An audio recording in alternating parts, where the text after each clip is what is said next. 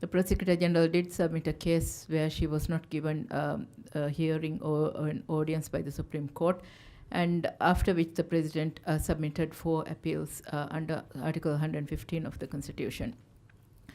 Basically, after all of this has happened, the National Security Council met because of the constitutional deadlock the country was in, and also with national security concerns. Thereby, the 5th February state of emergency was declared.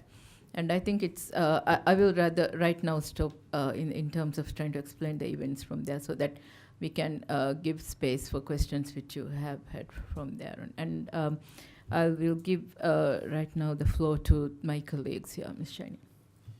Thank you, Mr. Azima.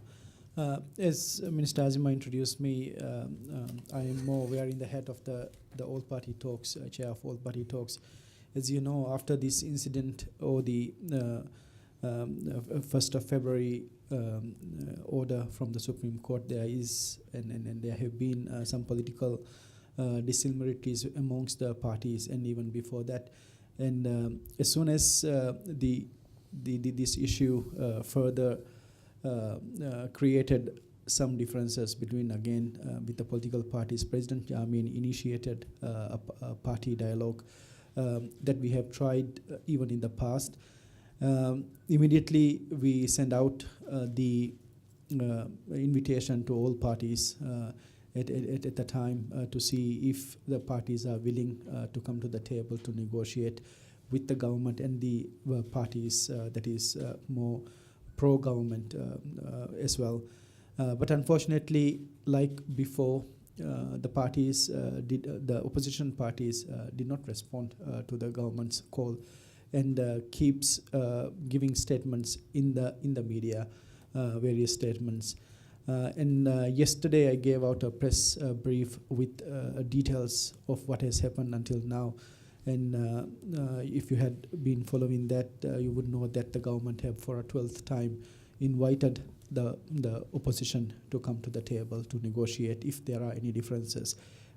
Why I say if there are any differences is because so far they have not submitted any issues that they want to discuss. And whenever we have been able to get something from the opposition, that has always been to the nature of personal interest of individual peoples involved, like the President Nasheed Qasim Ibrahim or the others who are involved, who were involved in these cases.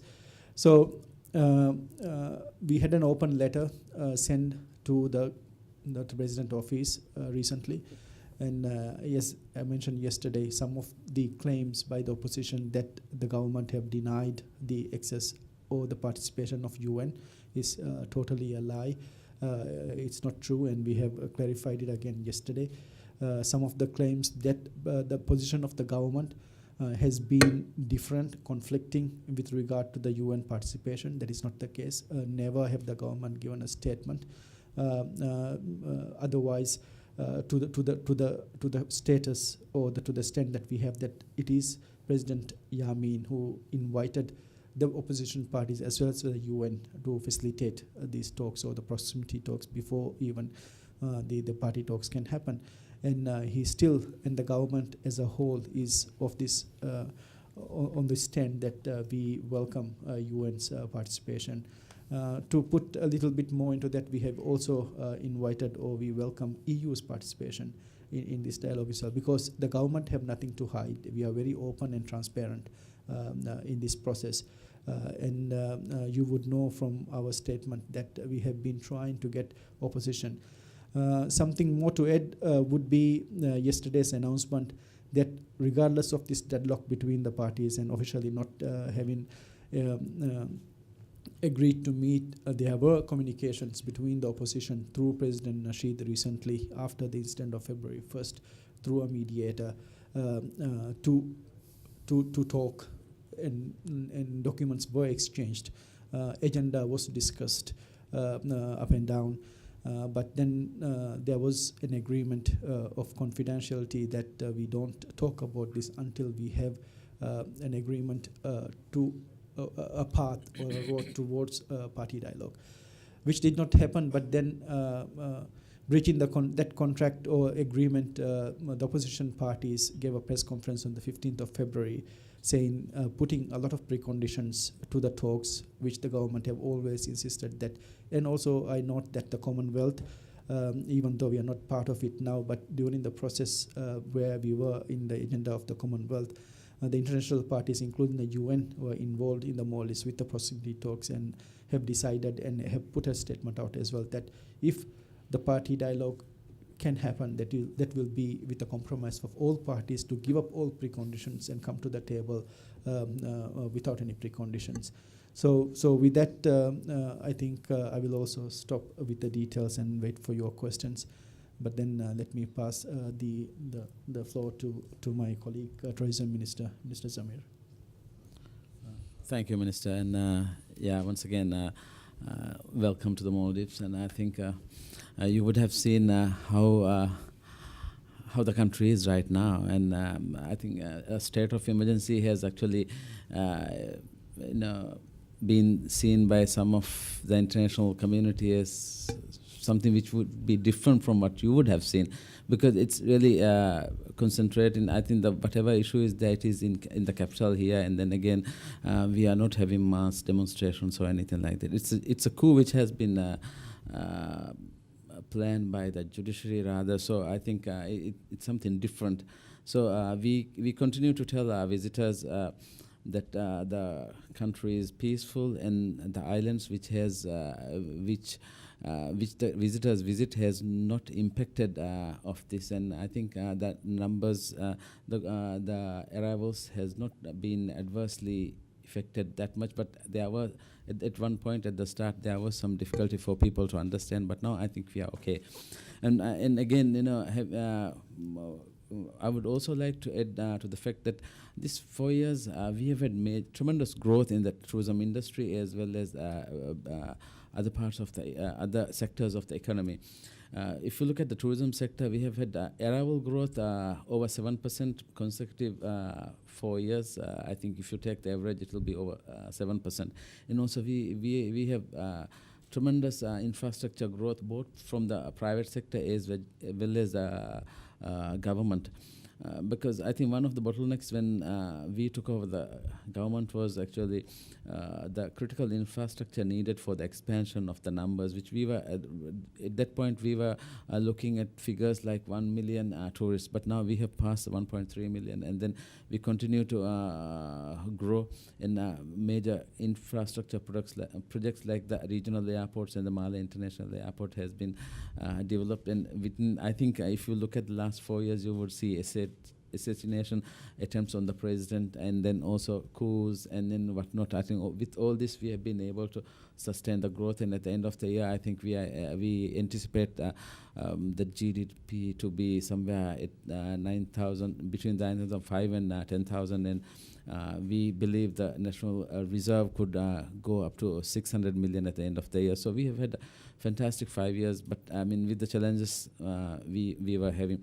If you go back to 2012, and similar difficulties were there, but I think during that time you saw a lot of arson and torching of public property and issues like that, because then the president resigned and went away, and the next day there was. So we wanted to make sure that this don't happen this time.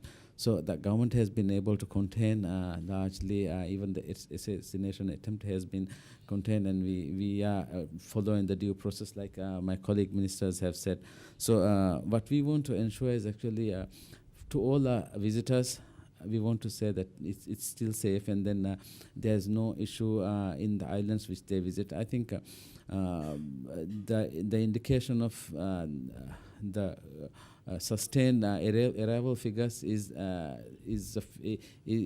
what we see as the how we have been able to handle the situation.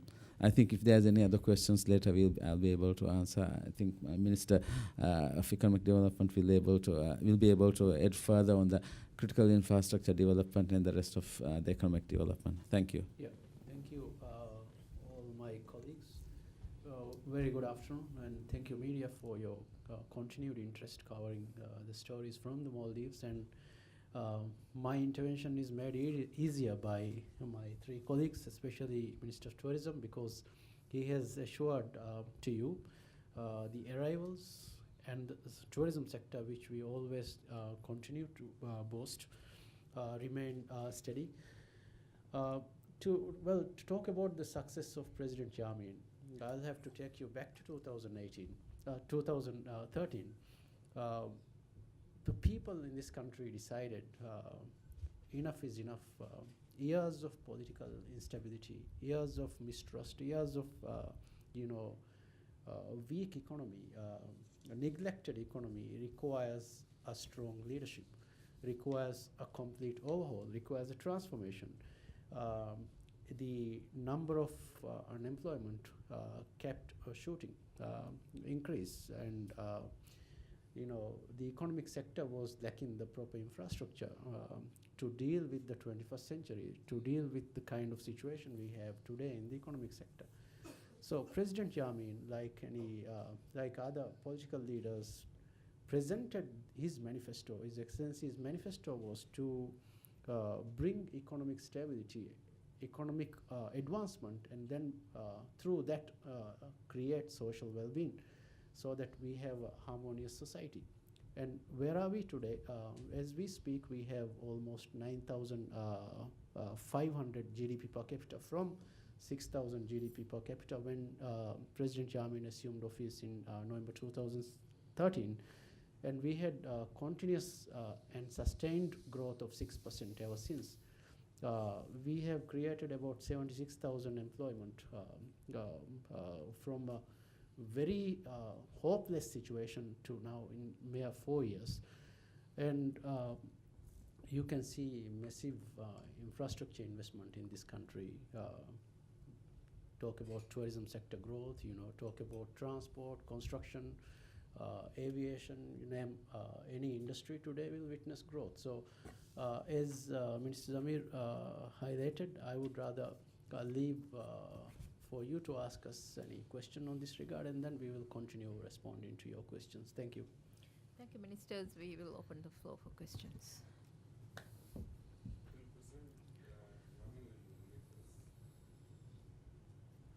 That is for the organizers to inform you, I think.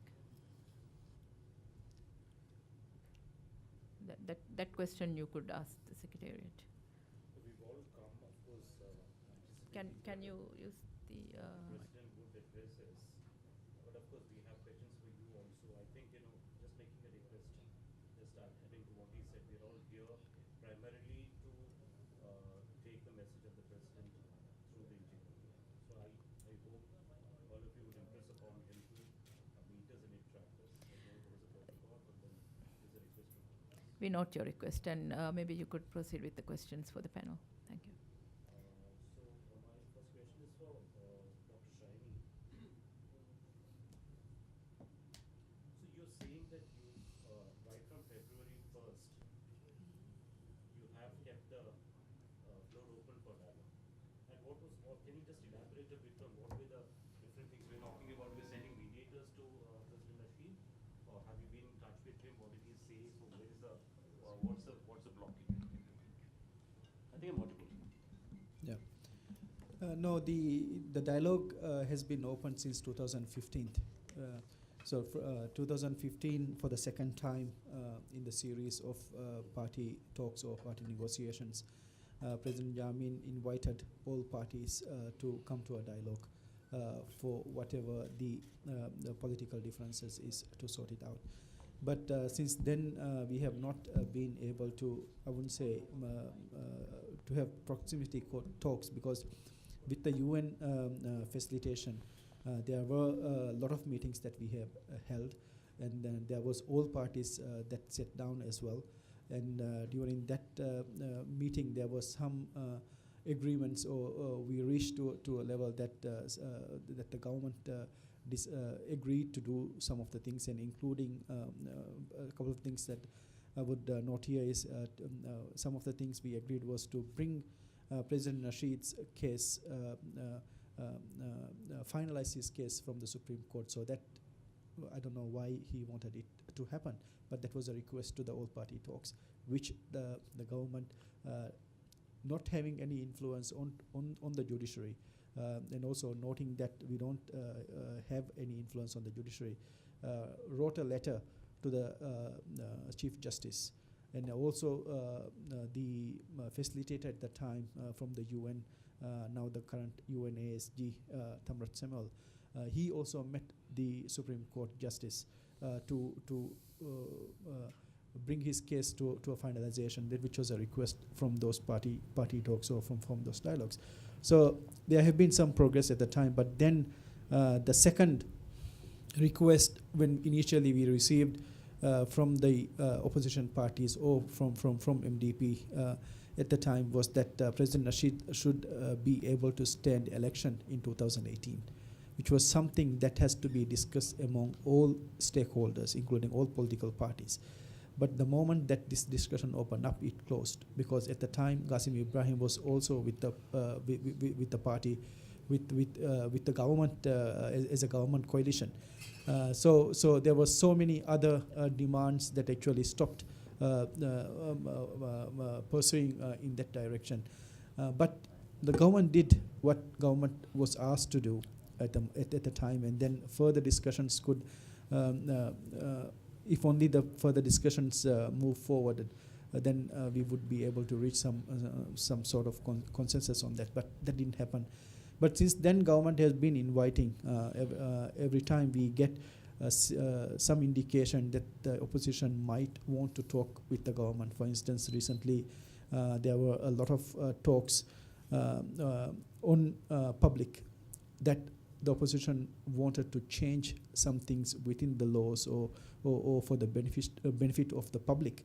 Then the government was again interested to see whether the parties involved would come to the table and discuss this and find a solution. But then even then, when we extended the invitation, the opposition didn't want to come to the table. They just wanted to say something in public and then just run away from talking to the government. So even after the 1st of February, we were in contact with the UN and EU and other international community. And one of the suggestions was to open up again this channel of communication, which we did, which the government did, and sent an invitation. Since then, I remember now for the 4th time we have sent the invitation to come to the tables. To opposition. I mean, Nasheed is just one person, so we don't consider him as the opposition himself. But there's a lot of leaders that they call opposition leaders. Anyone who is a stakeholder in this, we have invited, because the government's interest is to bring calm to the nation, and then whatever the differences is, to sort it out in front of everyone very transparently to see if there are any differences. So what is the wait a minute. What is the opposition? What is that opposition wants from the government, which we have never had yet in writing, at least. So on top of this, we were approached by an international community, a third party, if you may, to mediate, to have some negotiation, and that we accepted and we moved forward. And I can't give you the documents, the details, because we are bound, at least to this confidentiality agreement, that we don't talk about it. But I only talk at this much as this. I said a third party. I said third party. They are professionals in this area. You have to take it at that level. And then, I mean, we exchanged documents. And this was informed to UN and EU as well. So they should know, and they know that this was happening. Suddenly this came to a halt when on 15th of February, the opposition came out and put a lot of preconditions, and beyond this channel that we were having. Government did not say anything, because we were asked not to speak of this process until there is a decision. So we did not speak of this process. But then the opposition came out and put a lot of preconditions that took back to previous situation where we were not able to sit down. So that is what happened recently. What is that stops the government from accepting that President Nasheed should be allowed to contest? Is there a legal bottleneck? And if you can list out top three things which you think are coming in the way of such a discussion between the MDP and the government. Yeah, I will say something politically, and then maybe Azima could say something legally. We have no issue, President Nasheed, contesting for the election, but this is a government where President Jammeh has said that rules and laws apply to everyone. So, if Nasheed has gone on public and said that he has arrested the judge, this cannot be denied. He cannot deny this because in public, on public television and also in international television, he has accepted that he has abducted a judge. So if this is under Maldivian constitution, a crime that stops him from being in the election, that is up to, that is the legal part of it. But then looking into the character of President Nasheed, even in 2008, when he first contested, for the good of the people at the time, the government overlooked into some of the things that he have done for him to be able to run for the presidency. During the president election, he went into the election booth and again violated the election law. Even this, after he was voted in as the president, was overlooked by the Prosecutor General for the peace and security of the government and for the harmony of the people of the Maldives. And again, when he was the president, like I said, he arrested and he said he will arrest again if the situation arises. He has accepted this. So whether he did a crime or not is in the law, and he has been convicted by 3 courts in the Maldives and finalized the case as well. So does this give him the right to be election? If he is given the right, yes. All parties have to agree. There has to be a law, the amendment of the law to say that he can contest. And in this situation, any criminal in the jail should be able to contest as a president as well. So as a country, we have to decide whether this is, we are not talking about Nasheed. Any individual with such crimes a terrorist can actually run for the election. That we have to decide. And that is where the political talks and the president have said. And I remind you also that president have said that all his opposition colleagues at least come forward and put a letter to the government saying that they want him out of jail and contesting, which we have not received. Even from his colleagues like Maumoon have not said this. So it's not a matter of Nasheed or individual people. Is a matter of law and is a matter of principle. So we are not worried about Nasheed contesting at all. Yeah, definitely. Article 109 F of the Constitution says a person, it actually sets a bar on Nasheed to contest. Says any person who is contesting for the elections, the qualifications of a president, says he should not have been convicted of a criminal offense and sentenced to a term of more than 12 months unless a period of 3 years have elapsed since his release or pardon for the offense for which he was sentenced. So that's the constitutional bar he has. And unless and until the constitution is amended, Nasheed would have that constitutional bar. So that's I think.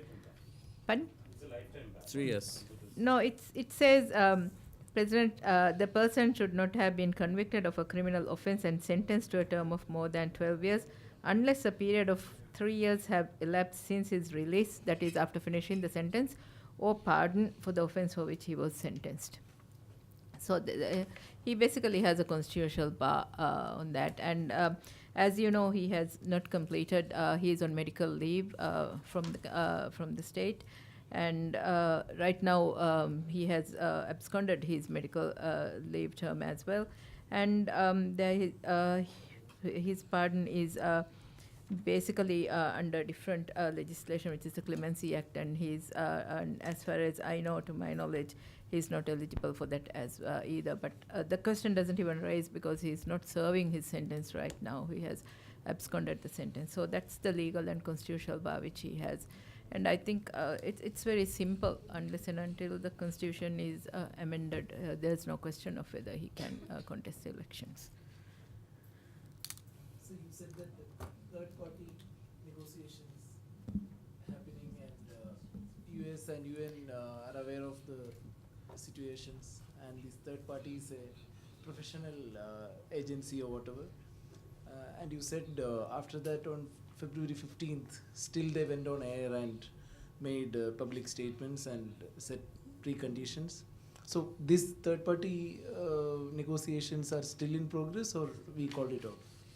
We haven't called it off, because even with that and breach of confidentiality agreement and matter of our understanding, we still have put forward a proposal to say that with this as well, the government is willing to move forward for the sake of the nation's stability, but there cannot be any preconditions to start a negotiation. It has to be within the party talks that we discuss all the matters that arises, whether we accept or not. It has to be all parties, because if you look at the kind of constituents, for example, for the parties, the current government coalition, the PPM, MDA, and DRP, have a majority of the population under their membership.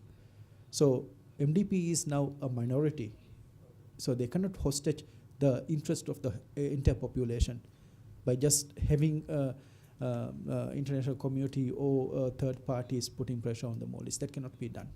Public interest, and if anyone loves democracy, has to be democratic.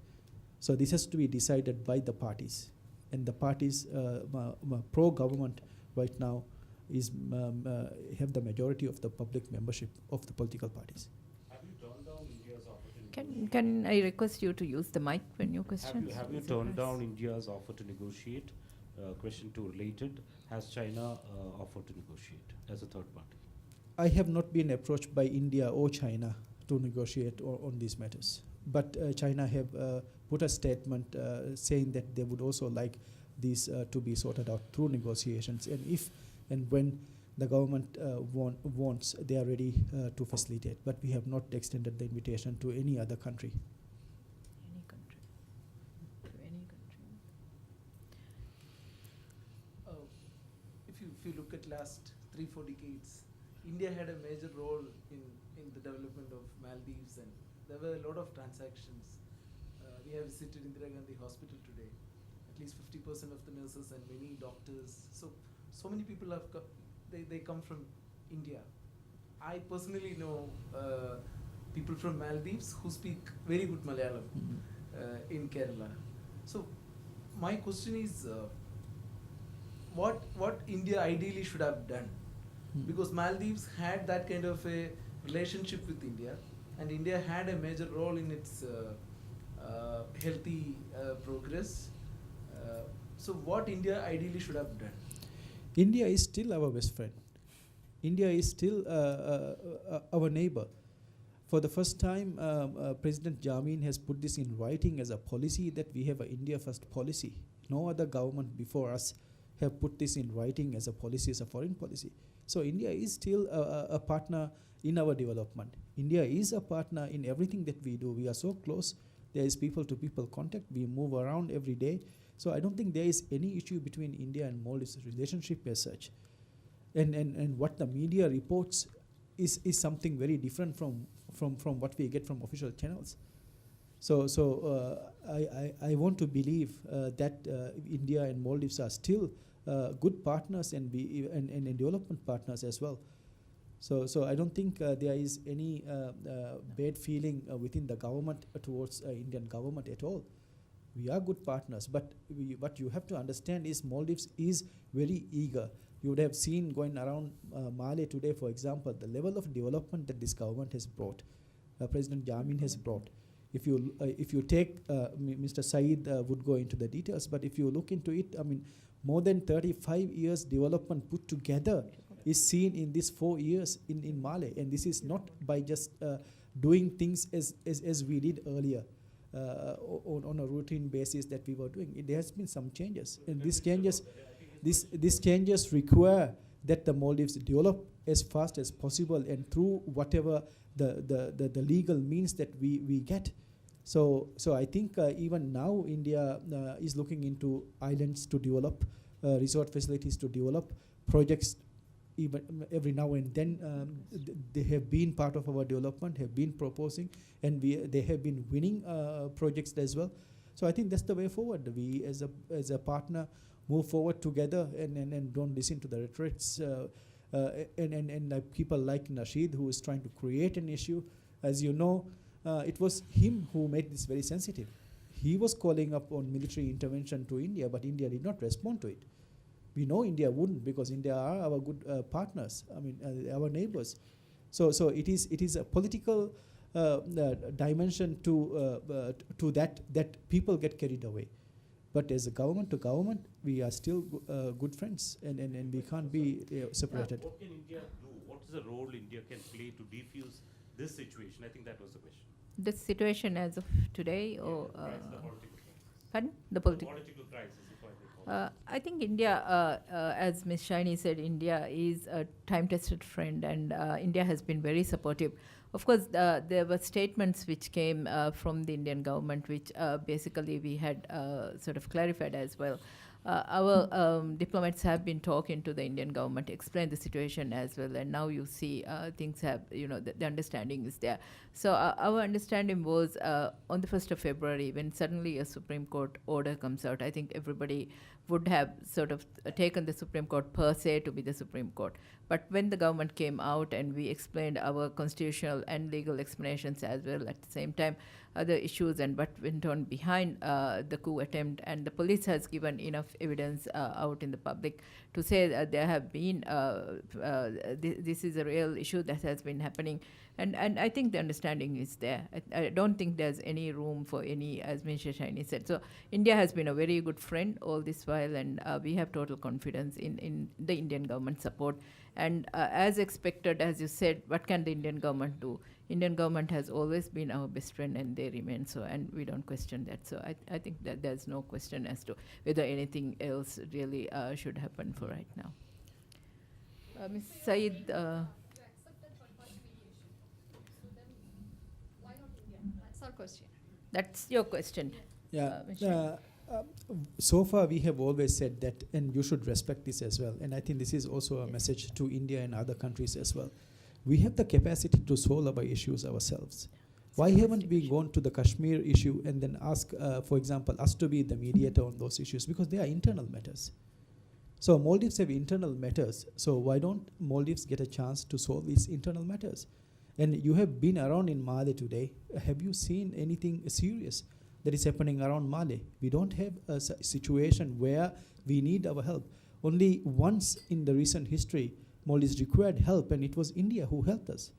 The government called upon Indian for help when there was a case where we needed our help. So India, as well as other countries, should trust the government of the Maldives that we have the capacity to solve our issues and leave our internal matters to ourselves. If we need help, the first person to look for will be our neighbors and our big brothers, India. That India should be. I'm sure they already know. So I think India and Maldives cannot be separated, because we have links going 53 years of formal relationship, and even beyond that. So I don't think there is any issue between India and Maldives per se. But Maldives, if there is anything, we should be respected for whom we are. We are small, but we are independent. We are patriotic people, like Indians are in India as well. So leave our internal issues to us, and if there is a need, India will be the first to ask. Minister, you're talking about the constitution and the rule of law. Is constitution and citizen rights laws are operational, or are they suspended in the country right now? As far as the laws are concerned, the state of emergency and the Majlis extension, parliamentary extension, very clearly states any laws which have been suspended due to the state of emergency only applies to those who are under investigation, prosecution, and arrest detention for the illegal and unconstitutional activities of February 1st. So that is the only people, the only situation where the laws are suspended. And the state of emergency decree very clearly states as to what I think our support staff would be able to give you detail of what has been suspended. Other than that, things are normal. In fact, the decree is also very clearly, presidential decree is also very clearly stated that nobody else should be affected because of that. But when the judges are in jail, who interprets law and Pardon? constitution? When the judges are in Uh-huh. jail or they are not able to interpret law, who is in You, charge you of- mean to say 2 judges of our total 200, Okay. more than 200 numbers judiciary Doesn't would be matter. the only people who will be. I think you need to have a look at how judiciaries work on that. Thanks. I think we have the majority of the majority of Supreme Court judges are still in the Supreme Court, and they are attending the cases. And it's two judges that have been arrested for, I think, on accusation of the coup. Yeah. There are two different narratives here. One, your press note speaks about the chronology of events, and the other, the outside world. What we heard, at least, was the Supreme Court issued an order which acquits Nasheed. So in effect, lets him contest the elections. And then the President's office puts out a communique saying that the website of the Supreme Court has been hacked. And immediately the Supreme Court puts out a tweets rather, saying there is no such hacking, the order is genuine. Yes. So this is a totally different narrative, if you can throw some light to it. The Supreme Court order of 1st February happened. There's no question of whether it was, hacked or whether it's a forged document. It happened, and the Supreme Court. What we are saying is it is beyond the constitutional powers given to the Supreme Court. That is what we are saying. And at the same time, what we are also saying is the Supreme Court order. I don't know whether you've got a translation. I'm sure one of our staff should be able to give you a The Supreme Court order did not acquit Nasheed. That's why I said, some of the legal issues which I think that is why the invitation today. That's why we're very happy to receive you here to give you an explanation of the real narrative of the story. The Supreme Court, there was no case registered in the Supreme Court where this order was issued. I don't know whether you have heard of any jurisdiction where a court can order and come out with an injunction or an order where there is no case registered in the court. So basically, the Supreme Court order, to my knowledge, to what I have read, said was that they be released from whatever sort of arrest they were in, and their cases should be reheard on a retrial. And the Maldivian constitution does not allow for any retrial to be heard of a case where the Supreme Court has already decided on. So these are some of the few legal issues which we had raised, and I'm sure the documentation which is provided for you will give some of the other extreme examples of implications of the Supreme Court order were basically they were bundling up about 9 cases, 9 individuals, 9 cases. Which were decided, some were decided by the Supreme Court, some were under appeal under Supreme Court, some were in the High Court level, some were under investigation, some were under the first trial courts as well. And they bundled up to say these people should be released immediately and their cases to be reheard. Number one, the Maldivian constitution does not have a provision where a Supreme Court decision can be reheard again. Number two, if you go into this case was not registered. There was no registration of a court, case which happened under which this order came out. And number three as well, there was no right of answer given to the state who was advocating for this case. The Prosecutor General was not informed, the Attorney General was not informed, and the state didn't even know this was happening. And that's why, basic anomalies. And under Article 20 of the Constitution, basically, in every person under the Maldivian Constitution have a free, a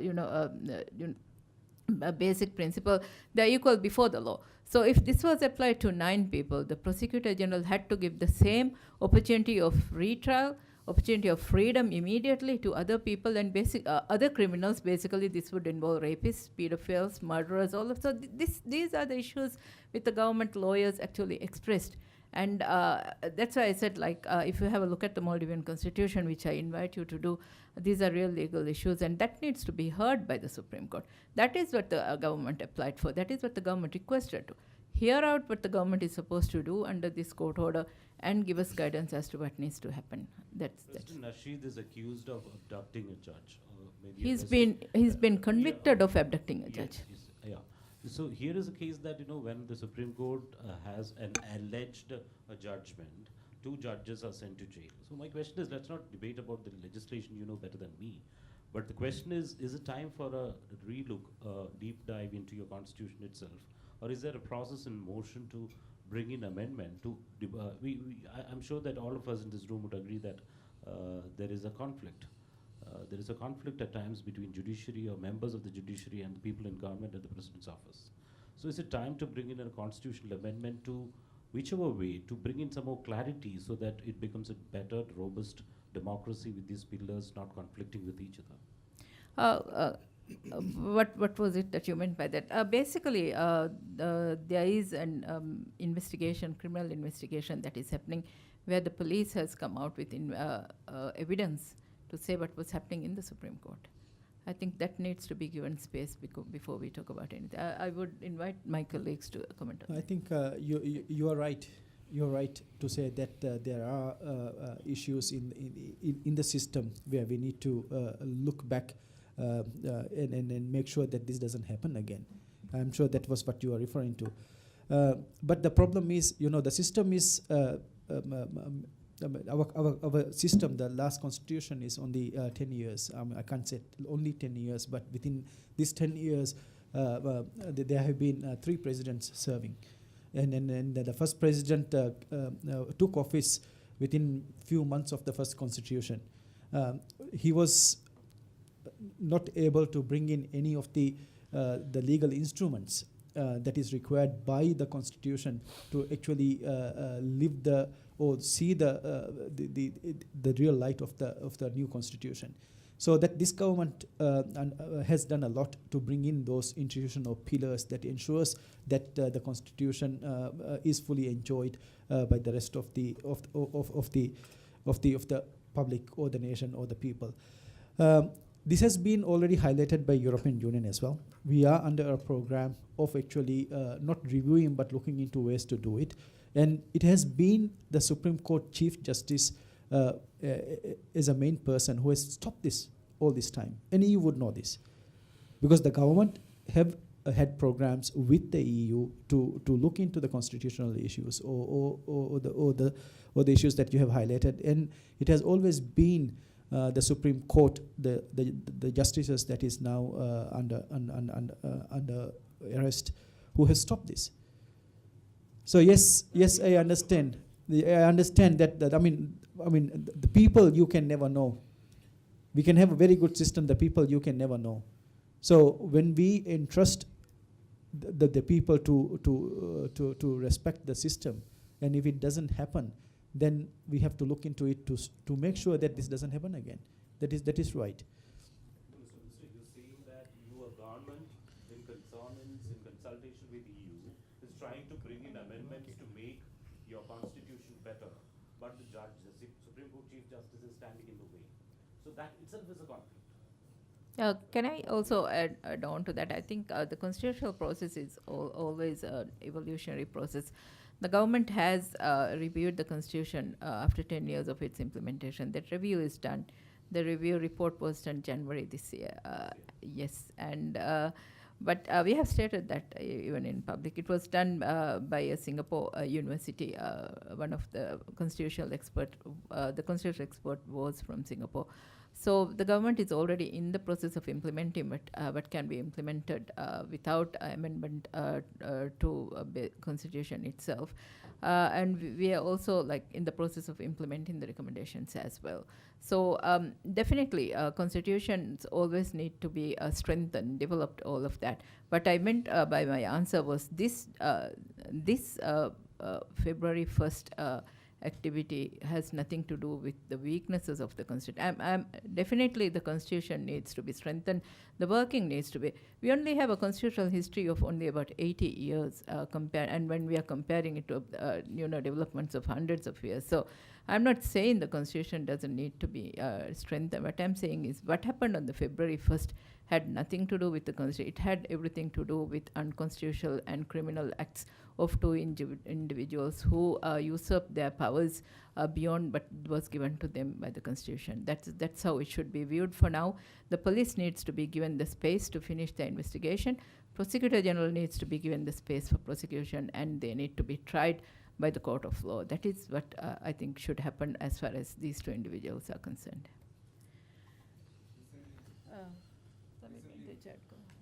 Maldives declined the invite by India for a joint naval inquiry.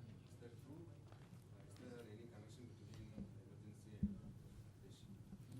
and this? I think the Minister of Defense has clarified that earlier to the media that because of the SOE here, Maldives was not participating, but it has nothing to do with the relations. Rather, it was of the current situation. I think it was clarified a few days ago in the media. Yeah, I think once again I thank you for the keen interest knowing this. I think it's time, you know, as I keep saying, the world should know this man, Nasheed, who he is.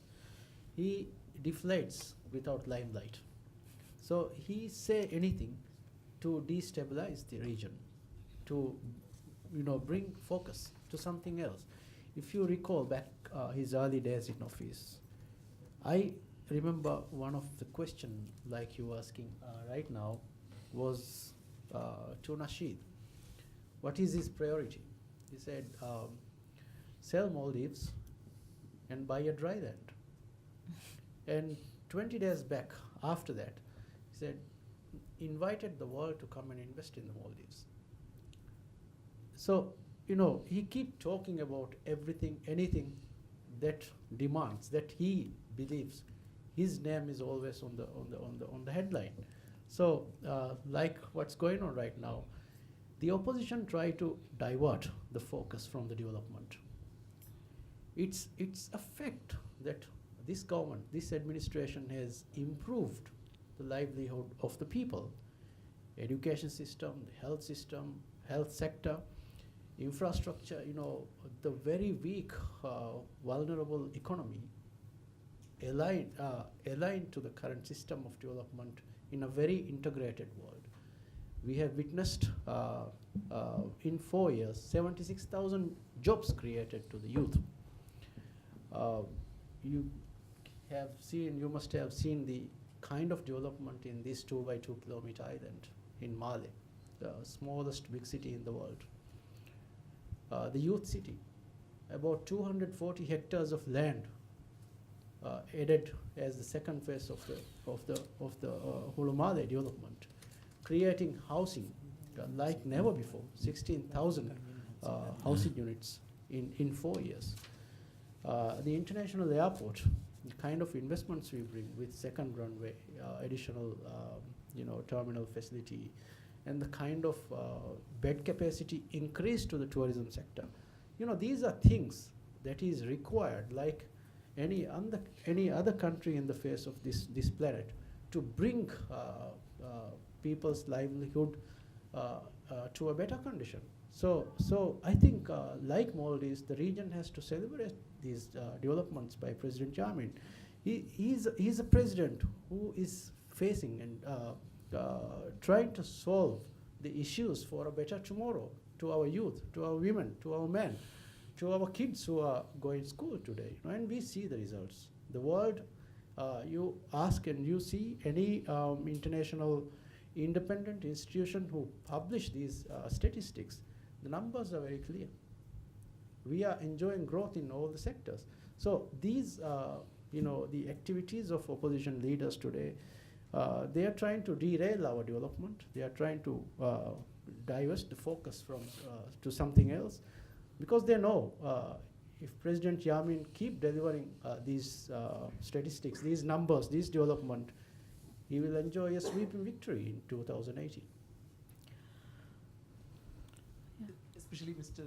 Saeed, in the first also you asserted that whatever happened in the last 3-4 years, cannot be matched with last 3 decades, last 35 years, and you were describing now all these major housing projects and infrastructure projects, unemployment, 75,000 jobs created, all these things, the increase in the tourism sector, number of beds, all these things.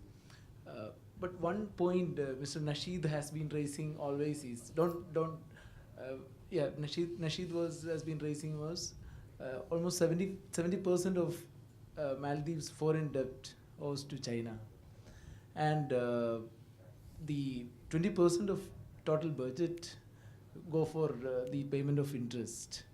So again, this is a debatable issue whether the government can decide how you should go for a development process. But my question is, when you say that you have witnessed a massive development in the last 3 years, and all that began with a GMR deal got scrapped. So do you think there is a public perception that India has been looting Maldives? As The, Mr. the political No, class no. in Maldives had such an opinion? Absolutely not.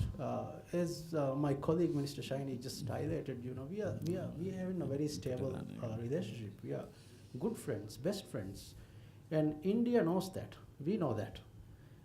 It's just that this man Nasheed is trying to confuse the whole situation and tell the world a different story. Look, we are very connected. Both sides, like you just mentioned, most of people, we watch Bollywood movies, we listen Bollywood music, and we love Indian food, and we are very close to people here. When you come here, as I said, this is a 2 by 2 kilometer capital here. The kind of development initiated by this administration is the kind of development that requires to create numbers, jobs, economy, infrastructure. Look, we had 26,000 tourist beds when President Jammeh assumed office. 26,000 tourist beds is far less than average bigger hotel chain like Oberoi probably will have more. Hilton will have more global networks. President Jammeh believes unless we double these numbers or triple these numbers, the demands of our youth cannot be met. We can't create employment. So it's absolutely necessary to increase the beds, but we cannot increase the bed. We cannot bring more investments to other sectors without investing on our infrastructure. And the kind of infrastructure development here, both public and private, attracts international banks from all parts of the globe. So what he talks about, our foreign debt to a particular country or region, make no sense to me. And whatever investment we do, we make careful, feasibility studies, and we know the recovery, we know the payback period, and we borrow finance at very, very concessional rates, which has never been the case in the past, if you even compare to last 40 years. Samir, I think something very interesting I can tell you. In the last 3 years, we have never invited a government for investments at a government level. No, we have actually, I think, the ambassadors who is ambassador based in Delhi, as well as the ambassador based in Malé here, the Indian. I mean, we have actually allocated certain number of islands by the president. We have communicated them to get investments from India. I can recall back in February 2016 when I visited an official trip on an invitation from my counterpart in India. I signed an MOU with the Oberoi Group. They have started their resort development here. A lot of Indian brands are here. If you look at the housing projects, some of the commercial housing projects which is happening in Hulmal, a lot of them are Indian. And if you look at the road network which was recently developed in the youth city, it's Indian, about $40 million project, and there are so many investments. But I don't think anybody actually comes out and say all these things. So probably you're not aware. But there are a lot of Indian investments, and if when you talk about the Bollywood stars, they own resorts here. I mean, there are resorts which is owned by the Bollywood stars, but it's not in public domain. I mean, these are. I mean, nobody wants to go out and say, hey, "Look, I own a resort here." It's really not like that. So, but there are so many investments, joint investments, which is here, and I know a lot of them are investing heavily in the last 5 years. Also, I have seen it goes from our ministries. So basic understanding is actually, I mean, if you want to twist the story, it's very easy. But one thing very interesting I'll tell you.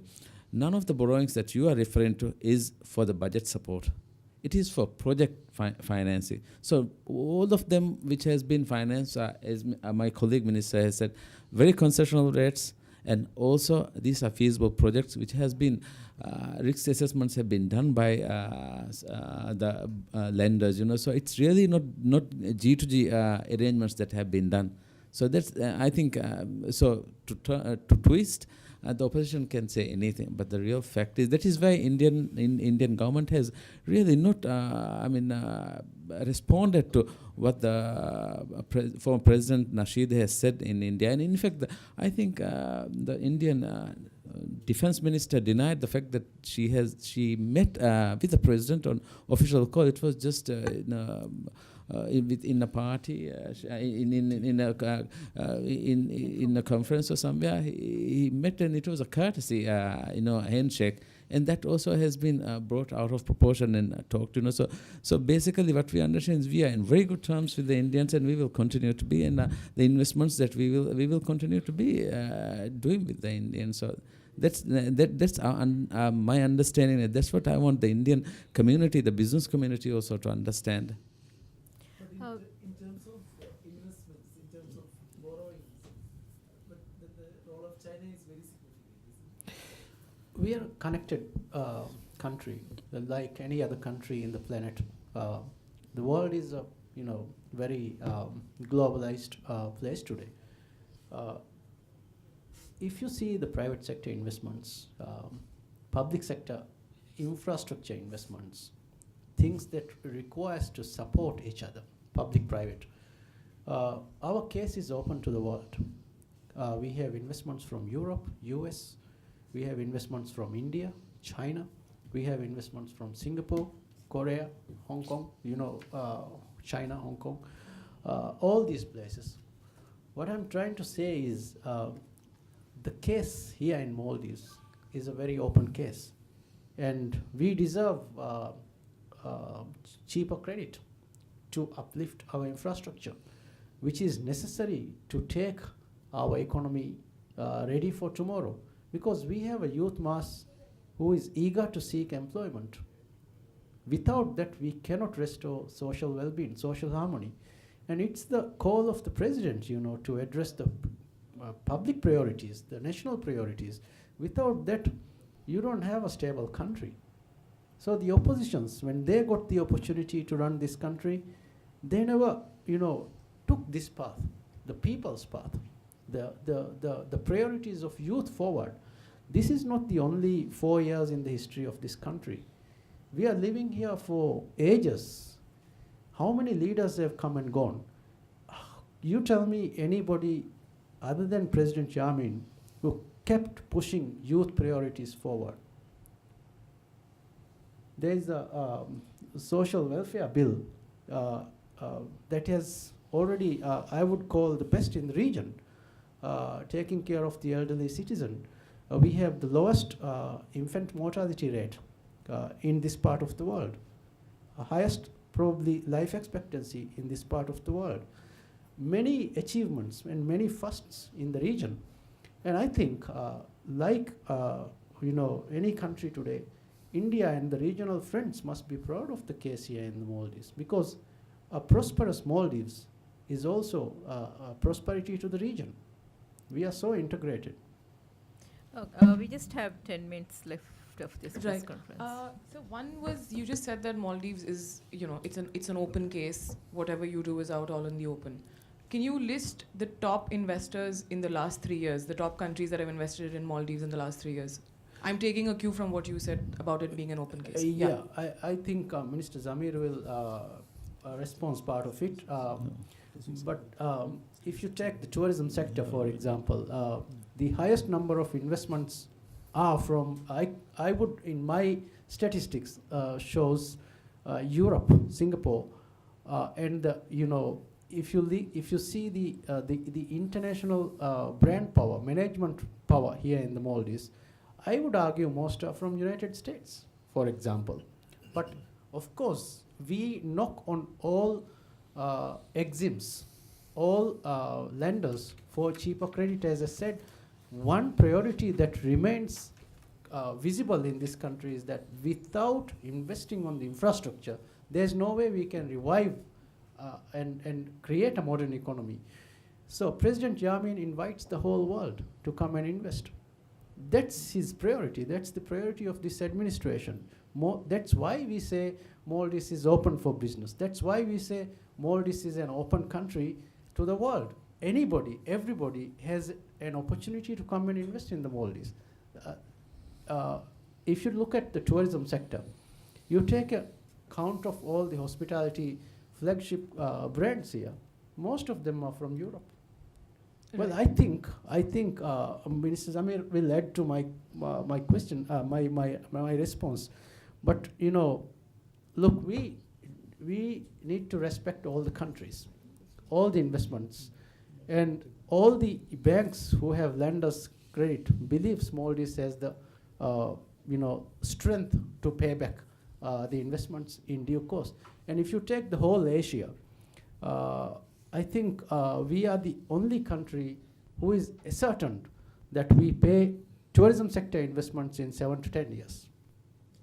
So it's very, very safe. So you're saying that the investments that have come across, or there is no debt trap that Maldives is going to fall into? Absolutely no, not. You're no. %% sure? No, absolutely Look, not. I think, and in my response earlier, I told these are not for budget support. These are revenue-generating projects that are being funded by commercial entities. So this is actually, there's no debt trap that has in question here, because none of them are for budget support. If you look at if you look at the revenues that generate, the Malé International Airport, and then if you look at the funding for that came from Chinese Exim and also Saudi fund, and there was a conglomerate of funders who came in. There are, so if you look at the Hulu Malé road network, it was Indian Exim funding, and I think $40 million. I'm not sure about the figure, but I think so. It's there, So none of them are for the budget support. So people shouldn't be worried about it, because these are revenue-generating entities which borrow. Some of them are backed by a sovereign guarantee, or some are not. But same argument is strengthened because the similar models happen in Sri Lanka and Pakistan, where equally the ports were taken by the Chinese. I think Ms. Amir's point here was these are all self-sustaining projects. Yeah. And if you have a look at any of these loan agreements, commercial loan agreements, you would definitely agree to that. None of these banks would lend unless and until they, you know how international banks work. None of the banks would lend unless and until they are, convinced that the revenue being generated from these projects would be able to pay the loan. That is feasibility of banks, and that's international banking. I don't think there's any doubt on that as well. Interestingly, the highest investments are from Singapore in the Maldives. If you look at the last 5 years, in the tourism sector I'm talking about, it's from Singapore. And a lot is from the Middle East. Well, Chinese have been in infrastructure. Yes, they have invested, but they have not invested in the tourism sector. But you would have heard from the media that there was land grabbing, which was happening, which was out there. There's no. I think in China falls on the 6th or 7th place in the investments if you look at the last 5 years in the tourism sector. But you do accept that China is the top investor in terms of infrastructure in Maldives? Infrastructure investments, yes. I think I'm really not sure about the figure. No, let us not put this back into perspective. put figures that we don't have. But you will be meeting the infrastructure minister right after this, and you can ask that question from him. But I represent the fisheries and agriculture sector, and then going back to what the land grab issue. Actually, it is the fisheries Ministry of Fisheries that have the mandate to look after all the uninhabited islands. And I have told this in public as well, that there is none given to any Chinese company as 100% investment. But I have been looking into 2 Indian companies to invest in these islands. So what you hear is actually totally different from what it is. And I hate to see that this becomes a kind of an argument with regard to India, China, Saudi or whatever. These are individual companies, as Mr. Said says, we are open for business and we are investing in the Maldives for betterment of the Maldivians. And you can see when you go through the Maldives or in Malé as well, the kind of development that this government or this administration have brought. So let's not actually take that to a level and say that it is India versus China versus Sri Lanka versus Saudi. It's individual companies, and none of the governments have invested here. Yeah, It's the companies I that think invest we here. need to put this into perspective. No, I honestly, let us also answer. I think this needs to be, this is not about bilateral relations. This is about commercial development in the Maldives.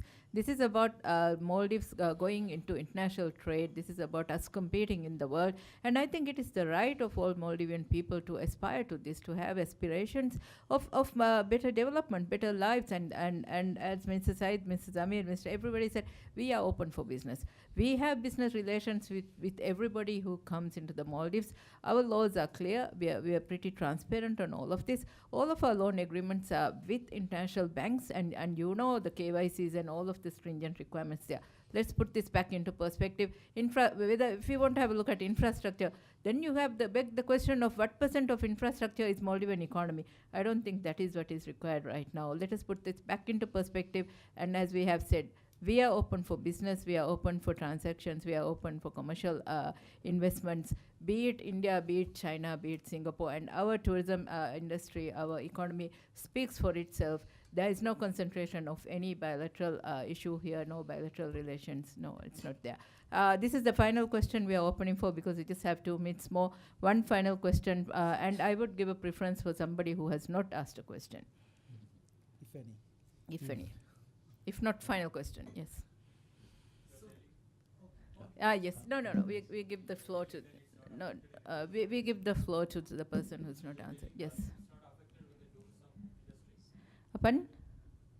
Can you repeat the question?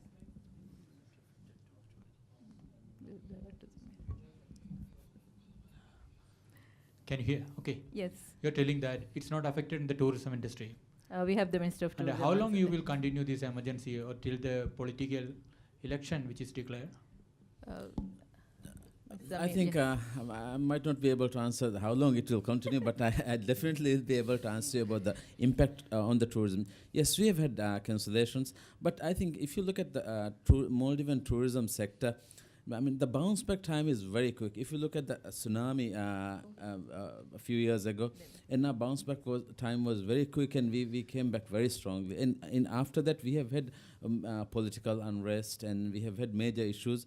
But our bounce back time has been very good, because what happened is at the moment this happens, there's panic in the media, and then people do some cancellations. But the moment, when we are able to continue, we have, as we talk, we have over 20 or 30 PR agencies who work for our tourism industry. So they what they do is they take our message and deliver to the tour operators as well as the other interested parties, and ensure that the correct message is. The moment someone says SOE to a person who is probably in a city like Chennai in India, I mean, if they have planned holiday here, they probably will rethink.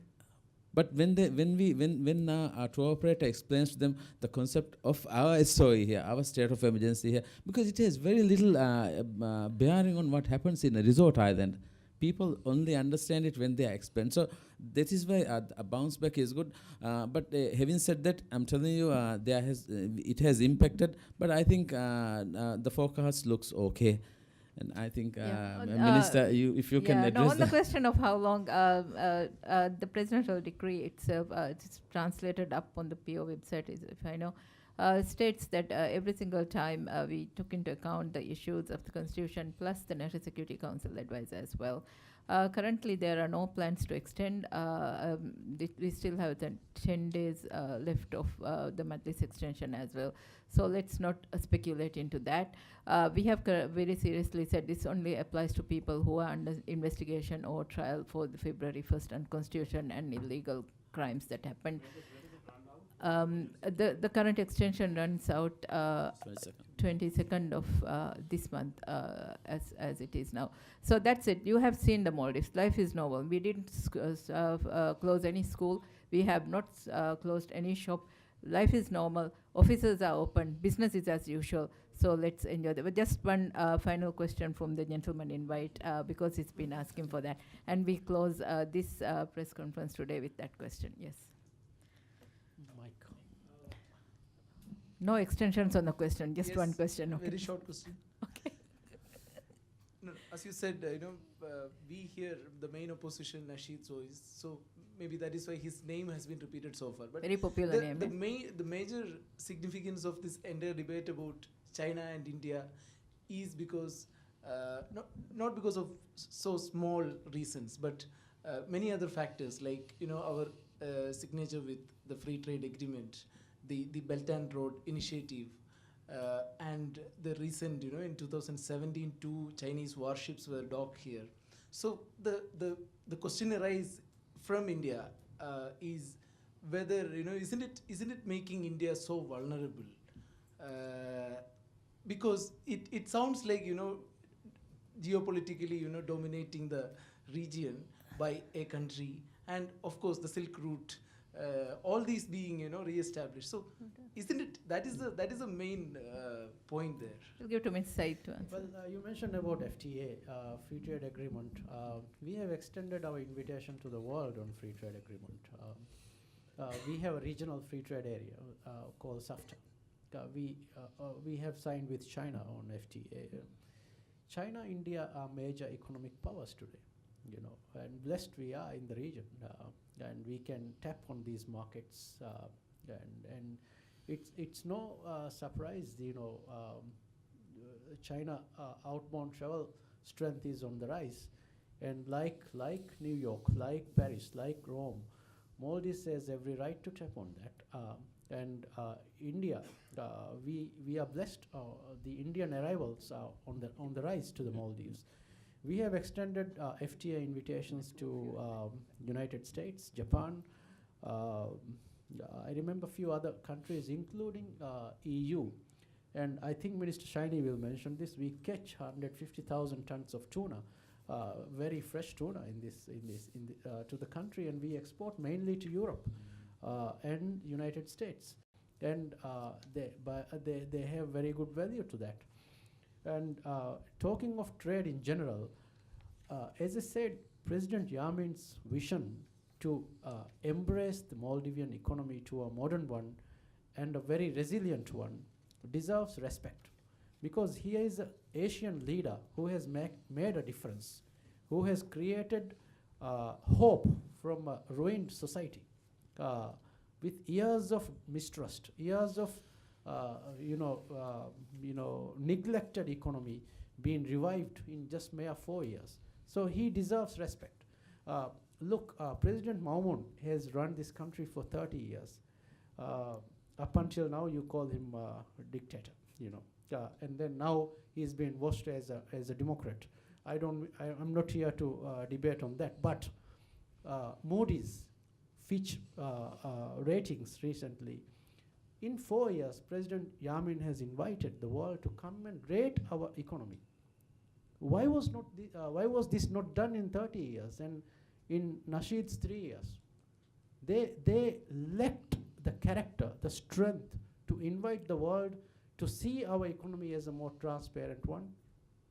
And Moody's has said that this emergency will impact your. None of us wishes to have emergencies. None of us wishes to have emergencies or troubles.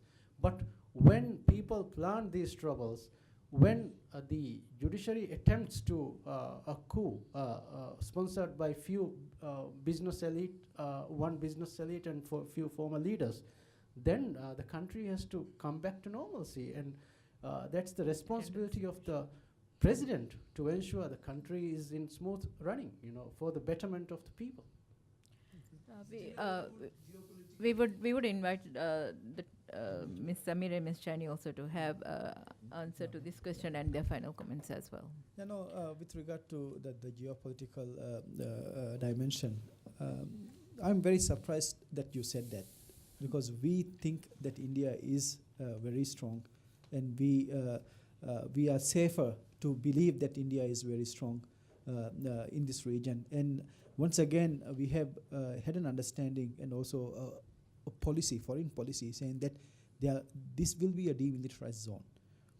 There won't be any military activities in the Maldives, and India can be assured that Maldives will not be a threat to India in any form, because we don't want our neighbors to feel that we are a threat. We are not. And as far as the military vessels docked here and others, I mean, we have U.S. vessels here coming. We have Saudi vessels being here.